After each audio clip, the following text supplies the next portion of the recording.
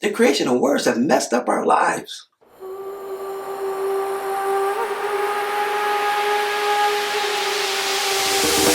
Our animal species arrived on planet Earth about 2 million years ago. And when we arrived, we were just an animal. Just an animal like all other animals. And our form of communication and our language was and is our spiritual instincts, our spiritual inner knowing. It's all nonverbal. It has nothing to do with words. It's a feeling.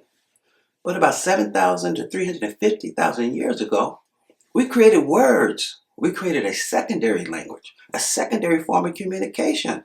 We made words our primary language. Our spiritual, nonverbal, instinctual language that God gave to all animals have become our secondary language, an afterthought if we think about it at all. These words that we created is now the focal point of our communication. Words tell us how we feel about ourselves, what we think about ourselves, and what we feel and think about other people. And it tells us how we view the world. We've made words so powerful that they can make us feel a certain way. If somebody came up to you and said, "You're looking good today," and they look you up and down and stuff, and say, "Oh, you're looking good. There's nobody better than you. Oh, you're just spectacular." These kind of words are endearing. You embrace these words. But if someone come up to you and say, "You're ugly. What's going on with your shoes? You look fat. Nobody likes you." Come on now. You think you're going to do it? Come on. No. Hearing all these negative words can make you feel bad, make you feel not good enough. Managing the roller coaster of your emotions can be very challenging. And all this confusion started thousands and thousands of years ago with the original namers of everything. They named everything that we know, everything that's named. They see some over there, they say, "Let's call that a rock." And they say this over here, tree, mountains, rivers, sun, moon, stars, you, me. Words are only labels that the namers put on top of things. They not only put labels on top of things, they put labels on top of our emotions, on our feelings. It's spiritual. It had nothing to do with words or physicality. It's God's system. This is us as an animal. They were labeling everything, spiritual and physical. One day the neighbors felt something emotionally, and they said, "I'm so sad." So they labeled that emotion sad. And then they start laughing uncontrollably. They said, "I'm so happy." So they labeled that emotion happy. And then they got a protective instinct. But they said, "Oh, I'm so scared. I'm afraid. This has to be fear." This is why life is so confusing and mixing our spiritual life with our physical life. It's just all mixed together. Our instincts triggers our emotions. Our instincts and emotions are connected to the same thing. When you get an instinct, it's followed by emotion. The emotion is for us to feel and figure out how we want to survive. The instinct is the warning. So you get the instinct and then the emotion. And so they work together. They're interchangeable. Take a look at your dog. Let's say that your dog, you're going out and your dog hears your keys. The dog runs to the door all excited. That's emotion. And then you leave the house, you close the door, and you hear on the other side of the door the dog come on. Emotions. All animals have nonverbal emotions. Well, we're animals too, and we have nonverbal emotions. Because we created words, we have mislabeled our emotions. The mislabeling of our emotions and our spiritual instincts with words controls our life. It dictates how we feel. Once you get frightened, you get that instinctual feeling that comes in, you automatically get scared. You automatically get frightened. You automatically get worried. You get threatened. You feel that energy. This is mislabeling of our emotions. God did not create our instincts and our emotions to be used for words. Let's look at tigers. Let's look at lions. Let's look at chimpanzees. Let's look at bears. Let's look at bees. Let's look at snakes. Do you think any of these animals are ever scared, terrified, or fearful? These are words, labels, and concepts that we made up. We just made them up. God gave all animals, including us, our spiritual instincts solely for our protection and survival. And all animals, when they get that protective instinctual feeling, oh, it's so strong, it's so powerful, it has nothing to do with words. It's silent. It's that feeling.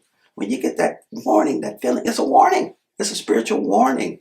It's like God touching you on the shoulder saying, hey, beware, be alert. No other animal species labels their emotions and instincts. They don't use words. They know nothing about words.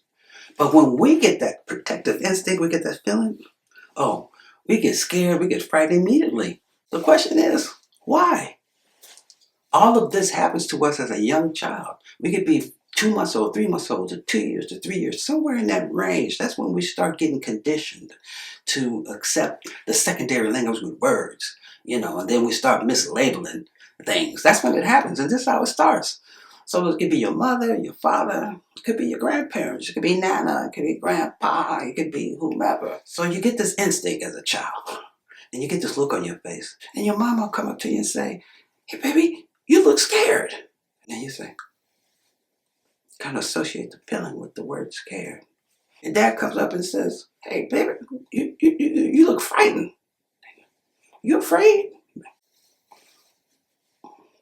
Scared, afraid. Get that feeling, okay. And then a little time later, you get that instinct, you got this look on your face, and they say, look, you look worried. Are you worried? Oh, scared, afraid, petrified, worried. That's how the mislabeling happens, and it happens from generation to generation to generation. It becomes part of our culture. It's nothing nefarious, it's nothing. It's just our secondary language. We live these two languages. Got an instinctual language, an animal language, that's the one that God gave us. And then we have a human language with words. So we're teaching the human language with words, and the human language goes on top of our spiritual language. We get the emotion, and then we label it. We label it. You get the instinct, but the label scared on it. That's mislabeling. You ain't scared. You just got that instinct.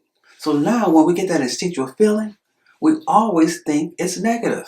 As contrary as it may sound, your spiritual instincts are always positive, never negative. It was given to all animals from God as a positive. It's for our survival and protection. It's to save our life. That's what our spiritual instincts are for. Nothing can be more positive than something for its sole purpose of being created. It's to save your life. That's our spiritual instincts. How many times have your instincts kicked in and you get this gut feeling that you shouldn't do it? You just feel it. It's just so strong. But your mind starts talking to yourself with words, and you talk yourself out of it. And you do it. And it didn't turn out well. And so you start kicking yourself, talking about, dang, I should have listened to my gut. Your spiritual gut. All those feelings. This is God's language. And it's here to protect you. Always listen to your gut. This mislabeling of our instincts and emotions with words is the sole cause of our unhappiness, our anxiety, our depression, our lack of confidence, our low self-esteem, of us feeling like we're a loser, feeling like we can't win, feeling like we want to give up. All these negative emotions were generated from the mislabeling, which causes all this negative energy and stress to be brought into our bodies. It's important to recognize that you're living two lives at the same time all the time. One life is as an animal, just like all the other animals God created. We're existing with our spiritual instincts, our spiritual inner knowing, our spiritual gut, our spiritual wisdom, all before words. There are no words. And the other life is us as a human with words. Words are human-made, not God-made. God did not create words. Don't forget to like, share, subscribe, and hit that notification bell. And also leave me some comments. I would love to keep the conversation going.